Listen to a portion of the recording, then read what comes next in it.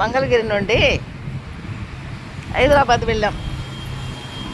హైదరాబాదు వెళ్ళేటప్పుడు ఇంటి దగ్గరే మేము ఇలాగా బోవ చేసుకున్నాము. ఇంట్లో బోవ చేసుకొని గోంగూర పచ్చడి చేసుకున్నాము. గోంగూర పచ్చడి చేసుకొని ఇదిగో ఇలాగా పెరుగు చేసి పెట్టుకున్నాము.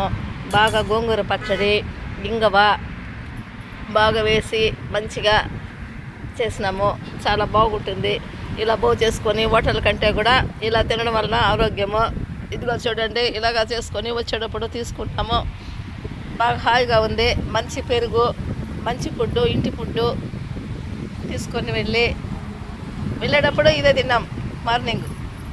ఇప్పుడు మధ్యాహ్నం అయితే తింటున్నాము. మా చిన్నోడు కూడా ఇక్కడ తింటున్నాడు.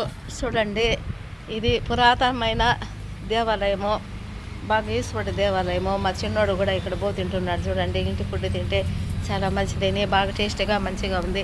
మనం ఇంట్లో చేసుకోవడం వల్ల మనకు ఆరోగ్యం బాగుంటుంది. మనం ఇంటి దగ్గర కొంచెం ఓపిక చేసుకొని పోతేనే తృప్తిగా తినగలుగుతాం.